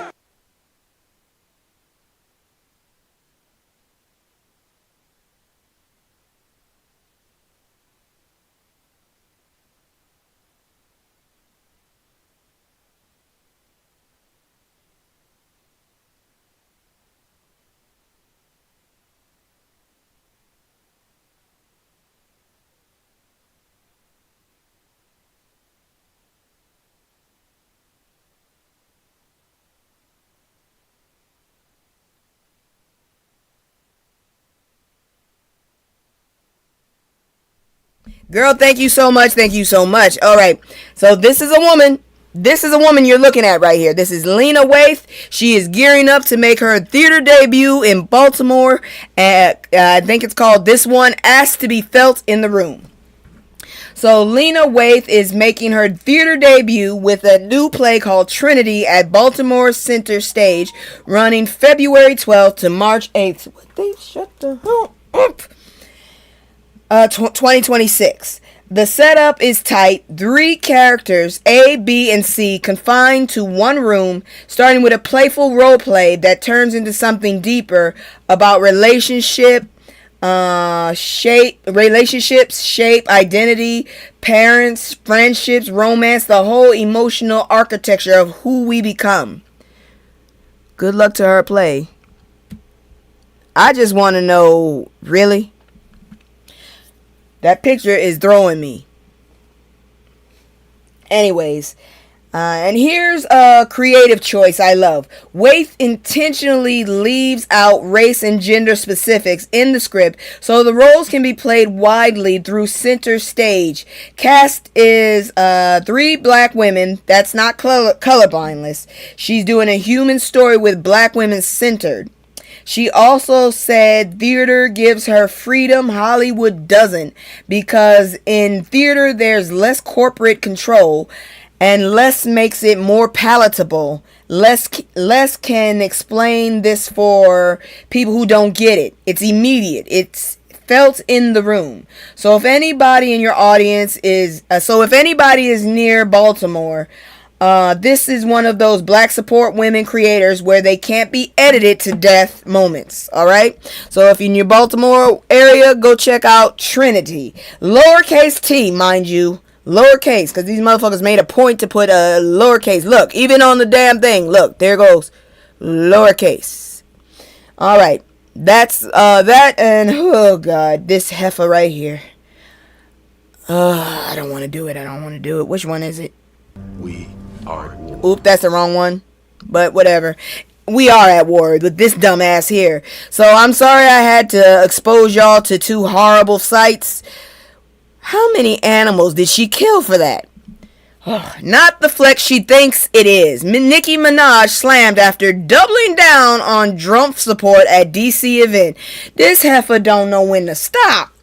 Alright, so Nicki Minaj popped up at a Treasury White House event on January 28th. Give me a second here. Oh God, give me a second. Where is it? There it is. Nigga! This heifer here! Anyways, she popped up on January 28th, which is today, basically doing PR for Drumpf, the new Drumpf account. I don't want the new Drumpf plan. I don't want shit with his name on it. She called herself his #1 fan and said bullying him just makes her support him harder. Bitch, you ain't even American. Whew. God is protecting him. Girl, God also gave you a brain. Please use it. You dumbass heifer, and your makeup ain't right either. Girl, she must be broke. So what are these Drumpf accounts? It's a child saving investment account idea that includes 1,000 government seed contribution for eligible children born between 2025 and 2028 and allows up to $5,000 a year in contribution. I ain't putting shit in any account with his name on it because it'll probably disappear as soon as you look at it. Oh, hell no. It's eligible between, yeah, I said that. Minaj publicly pledged $150,000 to $300,000. Ain't you about to lose your house? You need to shut the hell up. To fund accounts for some fans' kids. You ain't gonna have no fans by the time this shit is over. You ain't gonna have no fans. You ignorant ass Caribbean idiot. You're a duck. Now that I know what a duck is, you're a duck. Stupid hoe. Use a stupid hoe. Use a stupid hoe. Stupid. And Drumpf is bringing, okay, so let's be real. The administration's goal is obvious. Use star power to slap glitter on a policy rollout and distract from the fact that communities are getting squeezed, surveilled, and scapegoat. And the critiques are valid. You can't cheerlead a dude linked to harsh immigration enforcement rhetoric and then act shocked when people side-eye you, especially when you're literally an immigrant's child. She is an immigrant. What the fuck? And Drumpf being Drumpf, he did what that little your community talk like black folks are a monolith he can lecture. The reality is black voters overwhelmingly did not ride with him in 2024. Pew's validated voter analysis shows a huge margin for Harris over Drumpf among black voters. So here's my take. If you want to help black kids build wealth, cool. Do it without selling your soul to a man whose politics are actively harming black and brown families, you dumbass duck. Whew, because money can be a blessing, but co-signing authoritarian vibes is a curse in designer packaging. Oh my God, you are a dumbass. Jesus Christ, I don't know what to tell you. She need to go sit her ass down. Whatever money she's using, she need to hurry up and fix her damn housing issue. Go take your ass back to Trinidad, bitch. Damn it. Moving on. Tracy Morgan ripping into unhoused man who asks for money ignites debate. I don't know where I stand on this. Has anybody else heard about this shit here? Because apparently this dude traumatized this motherfucker his whole youth. And I know I got bullied, so I personally wouldn't give a shit about you. And from what I heard, he did try to help this motherfucker, but the motherfucker just be relying on folks and not doing anything with the money. You know what I'm saying? So, it's once again, it's another one of these moments. Nigga! Alright, so let's talk about it. There's a viral video of Tracy Morgan outside Madison Square Garden after a Knicks game where an unhoused man asks him for money. Morgan says the man used to bully him back in the day, and he basically tells him, "Don't talk to me like I owe you something, and I take care of my kids." Then he goes right back to taking pictures with fans. I heard a little, glad you're talking about it. Okay. Honestly, I don't think Tracy Morgan's very funny. Once again, I have issues with certain comedians. I just liked him in that one part. What was it called? The one part he was talking about, Bro Man from the fifth floor. No, not Bro Man. He was the other one acting like a damn baby on Martin. Anyways, so bullying leaves scars. Okay, wait, now. Okay, let me go back. Now, the internet did what it does. Turned into a morality Olympics, arguing whether Tracy should have been the bigger person or whether he had the right to say no. I listened to that story and I heard that he actually did give dude money several times, but dude always uses it up. That's what I heard. Yeah, Hustle Man, that's who he was. All right, here's the reality check. bullying leaves scars. Being publicly confronted by someone who harms you can trigger that old anger fast, especially with cameras up, strangers yelling, and everybody waiting to judge your reaction. But also, homelessness is violent too. It strips people down to survival and desperation, and sometimes they approach folks in ways that they don't feel polite because life hasn't been polite to them in years. So what do we do with that? We stop pretending public humiliation is justice. It's not. It's just content. And we also stop acting like rich means you owe every stranger cash on demand. You don't. I just don't like when y'all motherfuckers act a damn fool and then expect us to pay for all y'all shit, okay? You rich enough, we don't need to be paying y'all anything else. Pay what you owe. That's how I feel. Anyways, let's see here now. Okay, rich does not mean you owe every person on demand. You have boundaries and you can have boundaries and still have compassion. A firm no doesn't have to come with a public sermon. It's his money. I'm not mad at Tracy Morgan on this one. I'm not mad at him either. I really am not. I feel sad for the dude, but I'm not mad at Tracy. Because from what I heard, Tracy had already given him money several times before.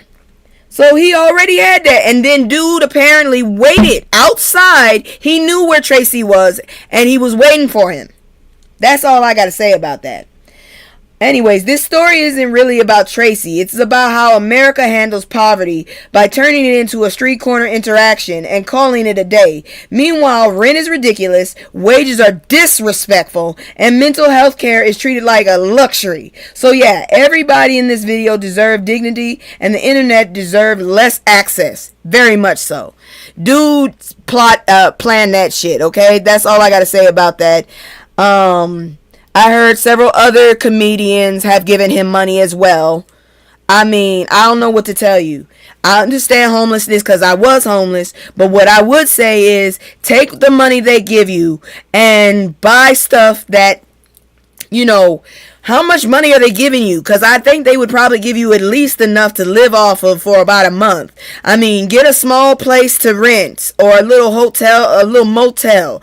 Go buy some food that lasts long. And then go find a fucking job, dude. Shit, go looking for a job. At least that shows that you're trying. And people would want to help you more. Now, moving on in what the hell is that button? I think it's 4. Let me try. Because I'm sitting up here like, I don't know. Let me try. No, that was 1. Ain't nobody got time for that. That was 4. Alright, here we go with Jim Jones being ridiculous. No, before we do that, we got to talk about J. Cole. Apparently, I didn't take a picture of J. Cole. I thought I did. Nope, I did not take a picture of J. Cole. We're going to talk about him too. Let's talk about J. Cole. Let me go ahead and pull this one up because apparently I'm fucking up all day today. That's what I heard too. Several people tried to help, but he supposedly has a serious mental disorder too. Lots of layers in this one. Yeah, his family need to go get him put in some place if they can't support him. He needs to be put somewhere, you know, to work on that mental health. Now give me just a second. Let's see here so I can pull this up. J. Cole. Yeah, here it is. Dude apologized. I don't know why, but apparently that's what he did. He decided he was gonna apologize, and that's it. So the apology dropped me way. Hold on. The apology dropped me way out of the top 3. J. Cole reflects on his apology to Kendrick Lamar in new freestyle. Look, god dang it, at this point, I'm just watching all the damn ASAP Rocky videos popping out left and right every damn day of the week. At least last week, every day of the week, he had a damn video out dogging the shit out of Drake. So shit, I think maybe he trying to get to the top 3. I don't know. So J. Cole just dropped a surprise project called Birthday Blizzard 26 ahead of his I didn't know he was that old, 41st birthday. And yes, he went back to that apology. How old is Drake?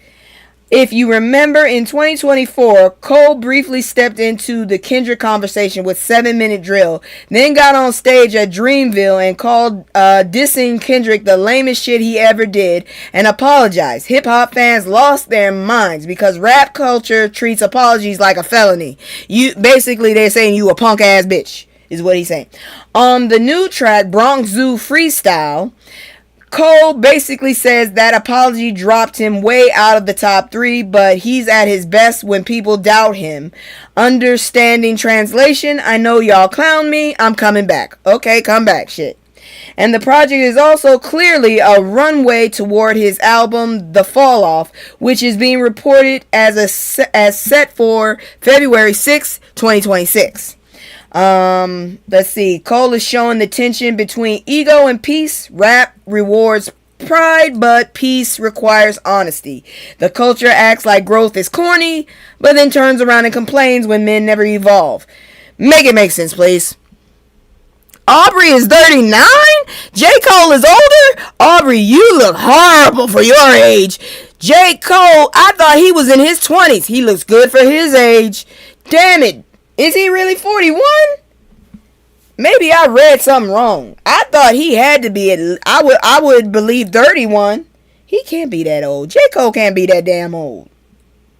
How old is Kendrick? Shit. Now that we talking about how old is Kendrick then?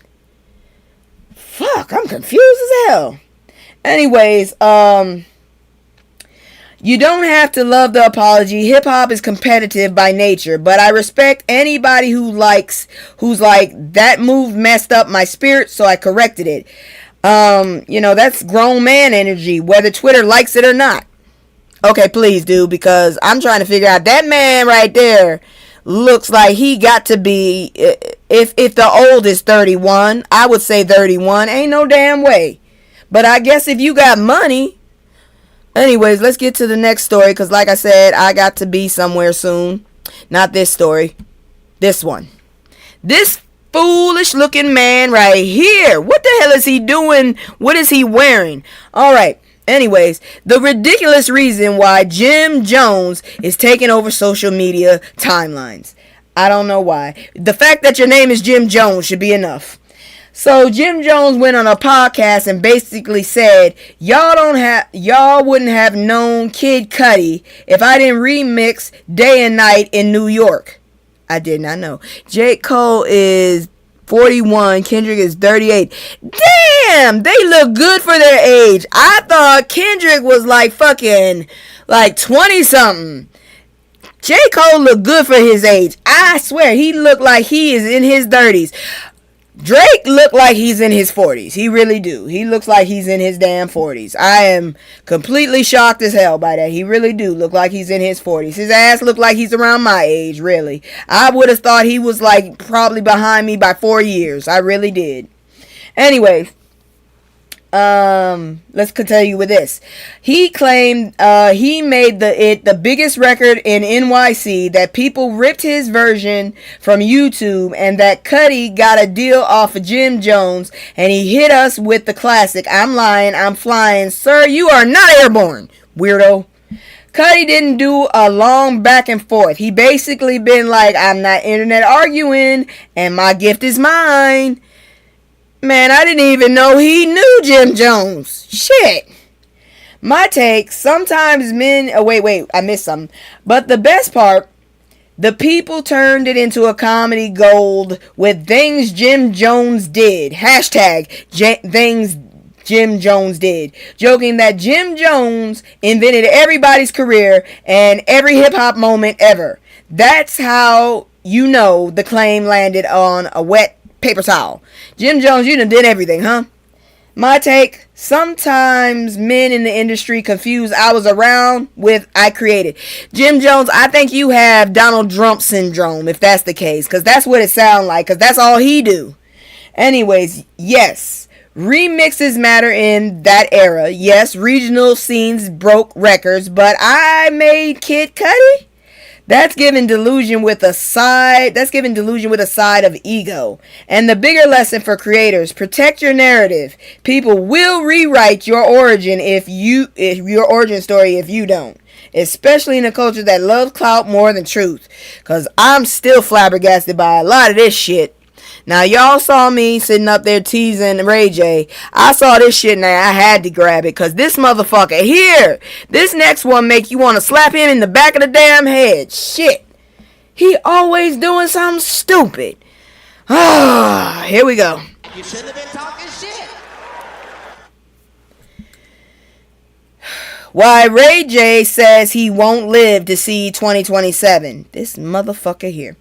So, Ray J has been posting emotional videos saying his heart is functioning at 25% and that doctors told him he may not have much time. He even said 2027 is a wrap for me. He's tied his health decline to heavy substance use and lifestyle choices. Well, sometimes you gotta, alright girl, take care of yourself. Sometimes you gotta deal with that. I don't know what to tell you, shit. And he's been visibly distressed. Reports also say he's hospitalized in Las Vegas earlier this month with pneumonia and heart pain. And TMZ reported that he underwent tests like an echocardiogram. Now, online you're seeing two reactions. One, people praying and begging him to get real help. Two, people doubting the numbers because 25% is extremely low. Me personally, I think he's still batshit crazy and needs to be in a goddamn asylum. This crazy ass motherfucker here, he just need to be in a bed and have someone take care of his ass until his brain come back. Because it left somewhere in the fucking 2000s. It had to. Here's what factual and important. Low ejection fraction can be life-threatening and needs consistent medical management. And regardless of the exact number, he's telling us plainly, my health is not okay. You are rich, sir. You can get a pacemaker. A very good one, probably. Black men, and honestly, black people in general, are trained to perform strength until the body collapses. Then we go live and ask strangers to hold us up. Social media is not a cardiologist. The algorithm is not aftercare. So if Ray J is serious about surviving, the move is stay under real medical supervision, like I just said. Stop self-medicating, please. Keep the circle tight and healthy. And handle healing off camera, please. As much as possible. Because I'm so sick of seeing your face too. I'm sick of Drumpf and I'm sick of you. Because healing is hard enough without turning into content. Man, if this is content worthy, I'ma beat your ass. I'm sick of this shit. Everything got to be on television. They get on my damn nerves. Now this next one, I don't know what to say, but boy is rich and I hope he's making the right moves. Ray J has caused his own demise and I hate to admit it. I hate to admit that shit. But check this one out. Oh, fuck it. Ain't nobody got time for that. I still did it. I don't care. TikTok King. I ain't never heard of this man. Damn, he got some big ass lips. TikTok King KB Lame. Really? You need to change your last name. I'm sorry. Inks $900 million deal to revolutionize content creator deals. What the fuck did he do? Okay, I wanted to put this in business, but I was too busy doing a whole bunch of shit. So I just said, fuck it, leave it in here. I guess TikTok people are celebrities. I don't know. Okay, listen. KB Lame really went from silent side-eye TikTok to boardroom money. Reports say that KB, because that last name is horrible, TikTok's most followed creator with 160 million plus followers, just signed a deal valued around 900 million to 975 million. Sir, stay the hell away from Drumpf. He will be salivating to get up with you. Girl, this one right here. The structure being described is an acquisition plus strategic partnership where the company Rich Sparkle Holdings gets exclusive commercial rights to KB's brand for 36 months. So for 3 years, damn, 3 years of your life is 300 million? Woo! Translation: for the next 3 years, they're basically running the business machine around his name, likeness, merch, and brand partnerships. Woo! And they're talking big. Rich Sparkle is projecting this could generate $4 billion plus in annual sales by plugging KB's global audience into their full chain e-commerce. That is a huge deal. Shit. I just want 1 million. Fuck. Anyways, full chain e-commerce system, manufacturing, logistics, storefronts. That's the creator economy trying to become Amazon with memes. Now, here's the part people need to clock. The reportings also say KB will remain the controlling shareholder of his main company, which is Step Distinctive, even while rights are commercialized through the deal. So he's still somewhere in there as the boss. That's important because it's one thing to cash out. It's another thing to cash out and keep power. Dude's keeping power. Damn, he's smart as hell, but he got big ass lips. I can't stop looking at him. Anyways, and yes, there's talk of AI likeness to scale multilingual content globally, which is both futuristic and slightly terrifying. Like, I respect the hustle, but don't let them turn you into a downloadable NPC, please. This is what ownership looks like in the digital era. Don't just go viral. Build an asset. And if a company offers you exclusive rights, you better be reading the contract like that owes you money. Cause dude, you about to be rich. Now on to the more of gossipy. Cause I don't know what the fuck is going on, but it has to do with people that know fucking, what's his name? Shit. You know who the hell I'm talking about. Anyways, so All the Queen's Men's creator Christian Keys sent a cease and desist by Sky, I guess that's his name, Sky Black's legal team. The boys are fighting. Tyler Perry, that's who I was thinking. Anyways. Actor Sky Black's legal team, reportedly led by attorney Marty Singer, sent Christian Keys a cease and desist after Keys posted a video accusing Sky of showing up to the set inebriated, under the influence, and saying he'd been written out of future projects. Well, shit, if you come to work like that, I'd write your ass out too. Keys later removed the original post, but clips were already everywhere because the internet never forgets and it never forgives either. Now Sky's side is basically saying these claims are defamation, and hint Keys might be trying to distract from the separate allegation that Keys was bullying cast members. Again, these are competing claims, and the only honest way to say it is allegation versus allegation right now with lawyers involved. I told you, the boys are fighting. The yellow boys are fighting. Keys also aired frustrations about working in Tyler Perry's ecosystem, claiming he didn't have real authority as a creator EP and that the show was treated like it belonged to someone else, because it did. It was his shit. He owns the fucking ecosystem. That's a familiar story for a lot of black creatives. You build the house and then somebody tries to put their name on the mailbox. I hate seeing black creators and black actors dragged into public courtroom cosplay. Handle business like business, because when we fight in public, the only winners are the folks who profit off of black chaos as content. And if you're going to talk about somebody's sobriety on the internet, you better have receipts stapled to Jesus himself, because lawsuits don't care about vibes. Man, that dude better have really been drunk. That's all I'm saying, because shit, you dudes are fighting more than the girls are fighting. Shit. Anyways, I don't really report that much on Twitch at motherfuckers, streamers, but I'm about to right now because I heard about this young man and I thought that was good, because otherwise I just thought he was a minstrel show. Really, I did. So check this out.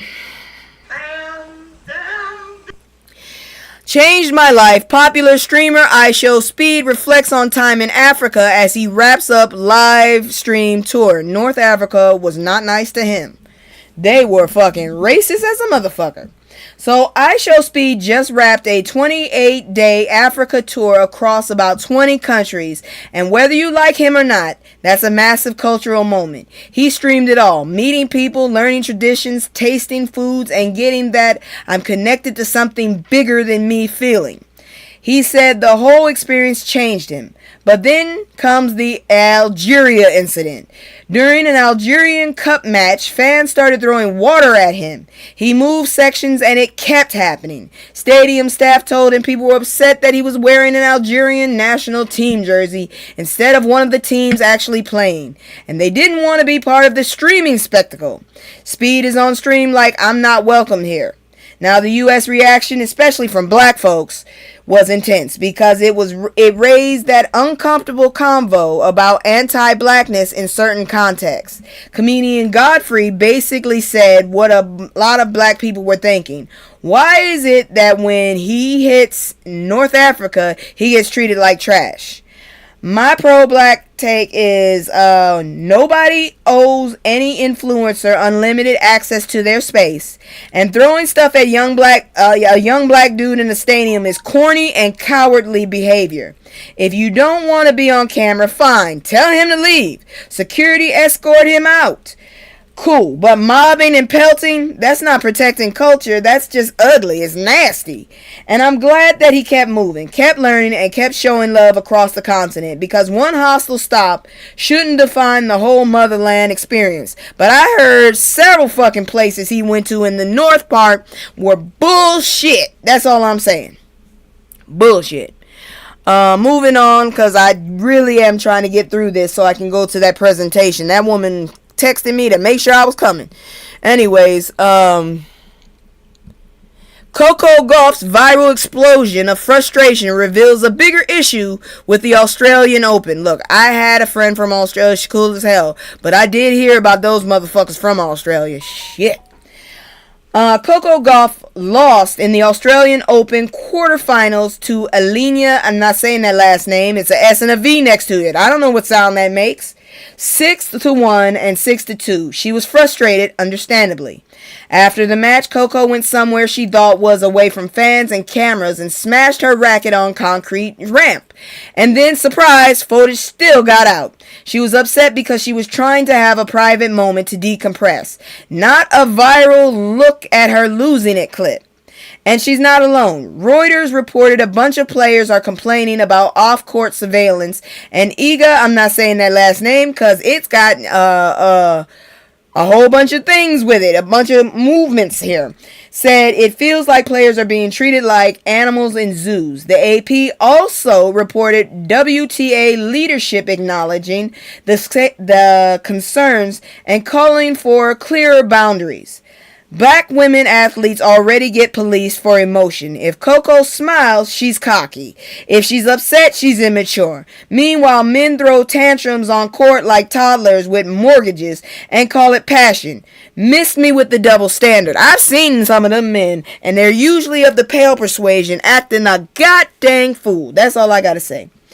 Coco didn't attack anybody. She didn't do it on court. She tried to step away and be human. The problem isn't the racket. The problem is the camera system acting like trauma and frustration are part of the ticket package.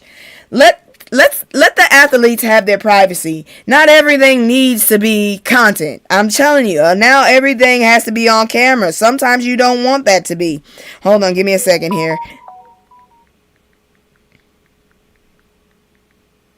Hold on, I gotta finish this.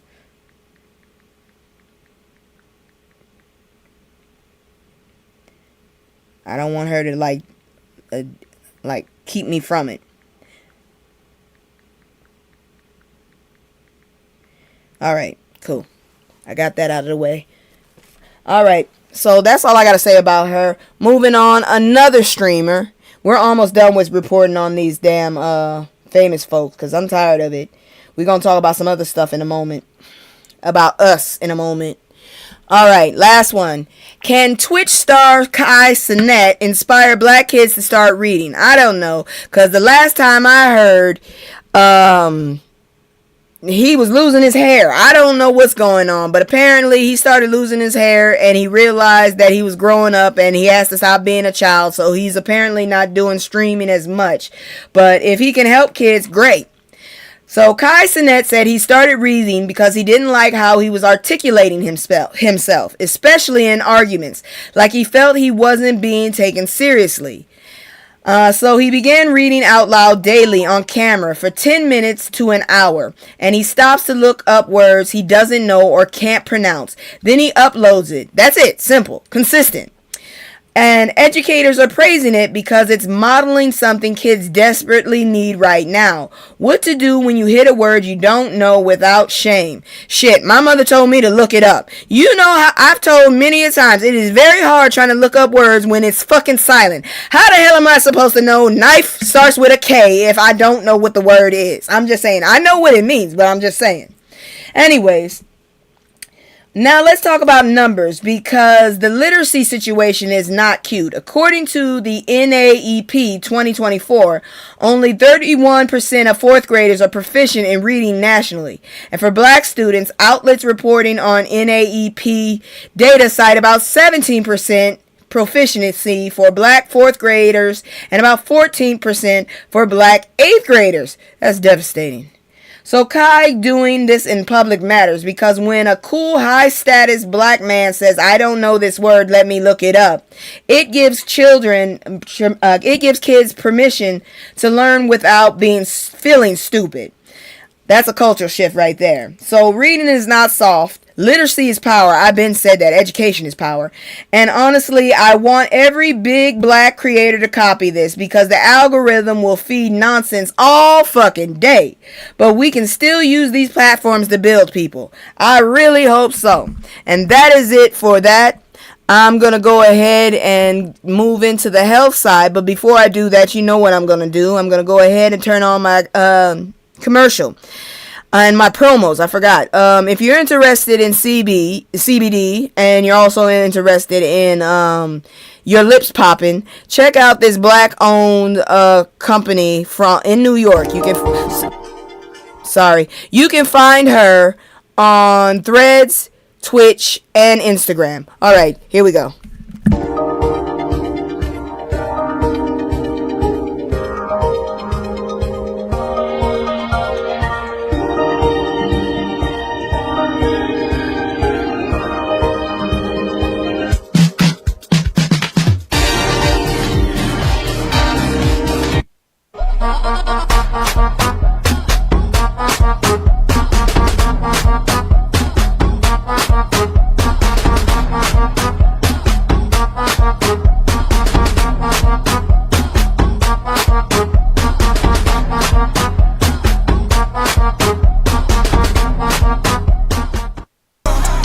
It's just me and the fam. It's just me and the fam. It's just me and the fam. It's just me and the fam. Yeah, yeah. It's just me and the fam. See my little Tay-Tay, that's my hype girl, that's my mascot. Little ones go for hours and some hours till we pass out. Stay inside the house, turned up with them racks out. Stay inside the house, turned.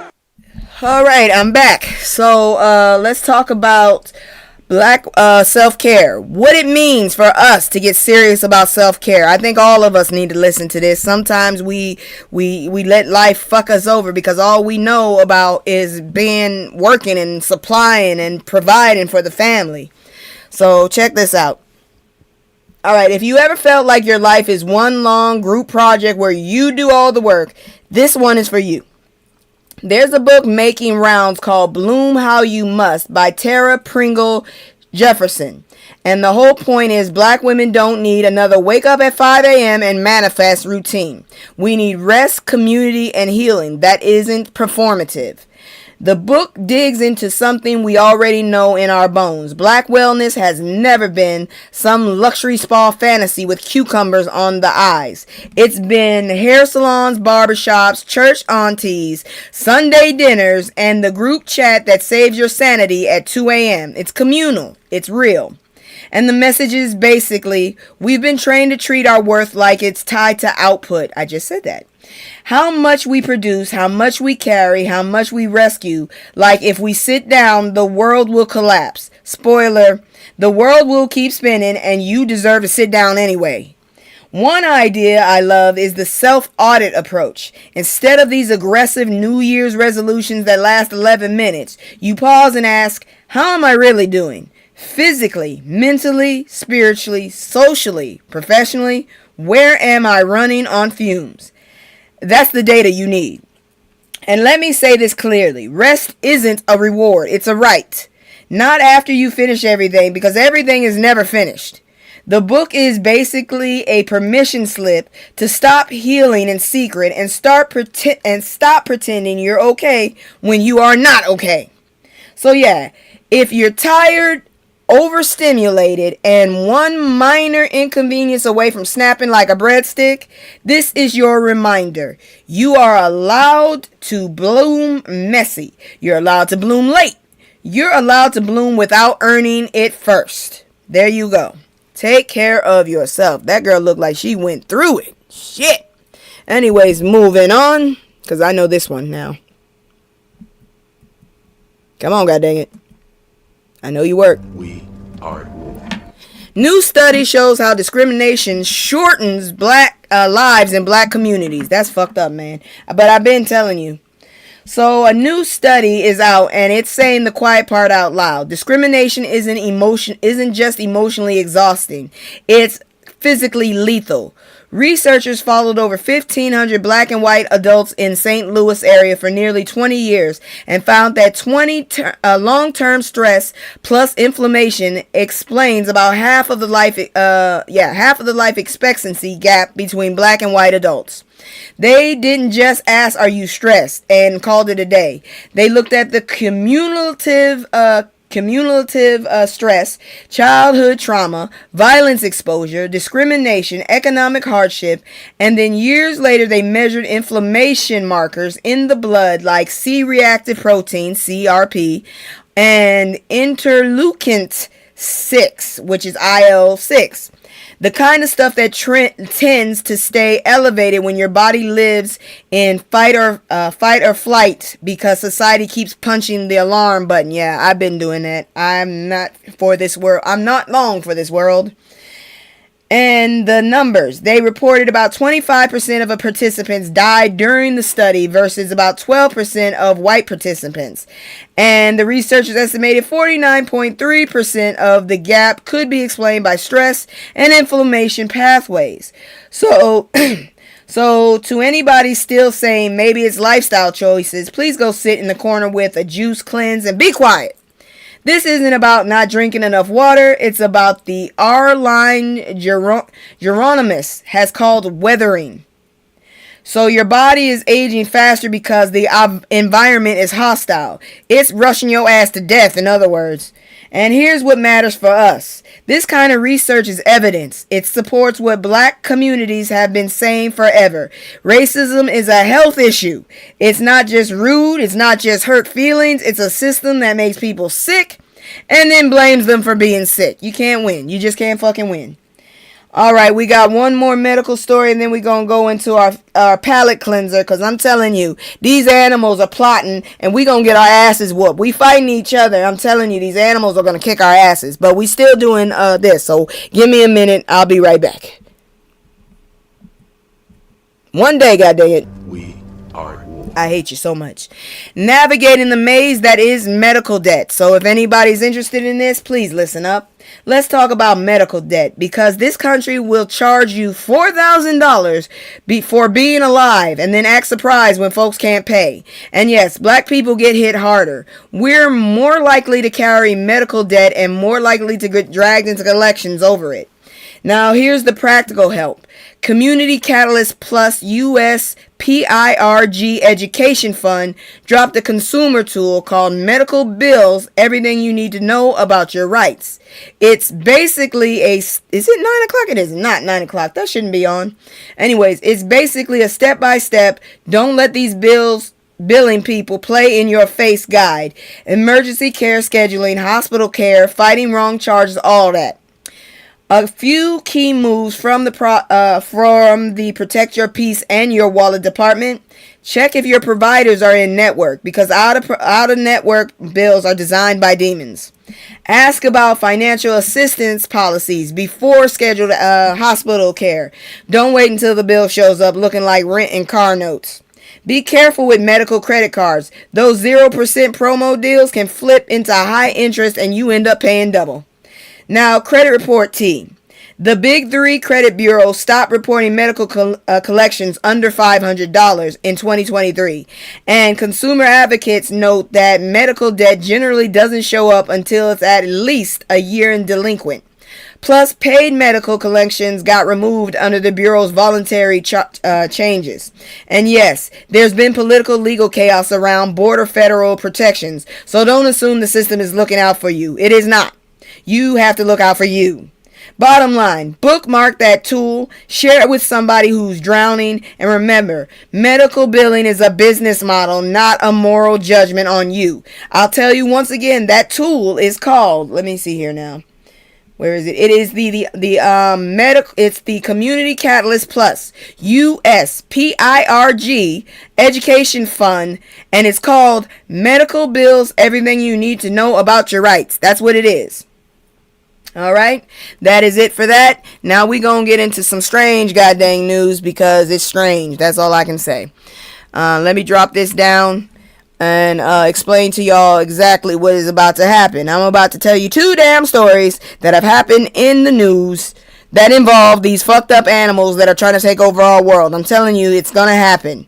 So don't be mad at me when you got animals hitting you with sticks and shit because they done learned stuff, okay? Just letting you know, because that shit, these animals, I'm starting to notice a pattern. A lot of emus are running around. I don't know why the hell people are getting emus for pets. What the fuck does an emu... An emu can't even hug you. It has a big-ass beak and some big-ass eyes. That is what it is. It's eyes and a mouth. I don't understand why they buy these motherfuckers. And then they lose them. At least we think they lose them. They might be doing that shit on purpose for all we know. Here we go. Where is it? No, I lost it again. Give me a second.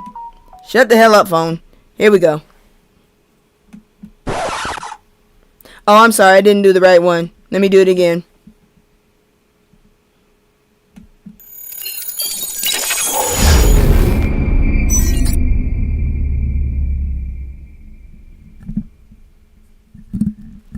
Alright, there it is. Okay, so, wandering mountain lion captured in San Francisco neighborhood.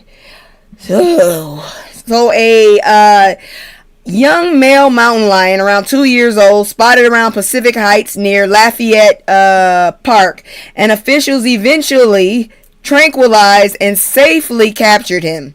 He's expected to be checked out and then released back to a more appropriate habitat. And the San Francisco part of this story is not even the lion, it's the human commentary. You had residents basically acting like it was a pop-up art exhibit. One woman described locking eyes with the cat like it was a whole spiritual treatment moment. Man, that is a predator, not your soulmate. That motherfucker will eat your face off. Wildlife folks explained that what's really going on. Young mountain lions hit what researchers call a dispersal phase. They leave their birth territory to find their own spot, and sometimes that means they wander into human spaces while trying to navigate fragmented habitat. This is also a reminder, animals don't recognize city boundaries. They recognize corridors, green space, and luck. And in urban areas, the biggest danger to them is often traffic and human panic, not the animal being aggressive. I don't care what you say. If I see a mountain lion, I'm running my ass away. Also, because the universe loves comedy, one outlet reported that during a live TV segment about the lion capture, a coyote casually strolled through the background like, y'all filming? Cool. So yeah, the lion was captured safely. Glad nobody got hurt. And please stop trying to have an eye contact bonding session with wildlife. That is fucking ridiculous. Keep it cute from a distance. Nature is beautiful, and it will also humble your ass. You do eye locking with that bitch long enough, they gonna tear your damn face off. That's all I gotta say. One last story, and then I got to bounce. All right. So let's do that, and we'll be on our way. I already did that, so fuck it. I'm just gonna go through. Here you go. 9-foot boa constrictor removed from Florida resident's yard. Do y'all see this big ass area right here? That's scary as fuck. Is that him or is that something inside him? Couldn't be me. This is why I hate Florida. This is why I fucking hate Florida. And finally, only in Florida news, a sheriff deputy responded to a call about a snake in somebody's yard. And surprise, it was a 9-foot boa constrictor. Not a garden snake, not a little nope rope. A whole 9 feet of why am I here? Fuck that, why do I live here? I'm moving. The deputy captured it and it was turned over to animal control. That thing should have been killed in my opinion. Officials didn't immediately say where the snake came from, but come on, we all know what time it is. The coyote was glad it wasn't him. Yeah. Somebody either lost their exotic pet or decided responsibility was optional. Quick safety note, boas aren't venomous, but they're strong as hell. They can injure pets, they can hurt people if handled wrong, and they absolutely do not belong in a free-range neighborhood like it's a community cat. Fuck that shit. That snake needs to go somewhere in one spot in a cage away from me. So if you're listening and you've got an exotic pet, secure your enclosures. If you can't do that, you don't need that pet. That is a huge fucking snake. Because the rest of the block did not consent to a surprise wildlife rehabilitation. I agree. Florida stays committed to chaos, but I'm glad that snake got captured without anybody getting hurt. And if I walk outside and see a 9-foot boa in my yard, I'm calling animal control, Jesus, and my ancestors in that order. And then I'm moving the fuck out to a whole nother country. Fuck that shit. I've had it. I've had enough. We do not need to bond. Do not pass go. Go directly to jail. Do not collect $200. Please go. Please go. But that's it for my news, y'all. Thank y'all so much. I'm sorry I'm rushing, but I made a commitment and I'm 5 minutes late. I love y'all so much. Thank y'all for coming. If you like what I'm doing, please like, subscribe, share, and get my word out. Because without y'all, I would be nothing. Thank you so much for coming tonight. I hope to see you on Sunday. I'm still working on my other content. Take care and good night.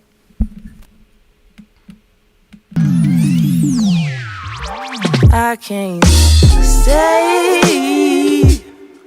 No, I always gotta go. Playing house, this ain't a home with my soul. On the road, I can't stay. No, I always gotta go. Playing house, this ain't a home with my soul. On the road.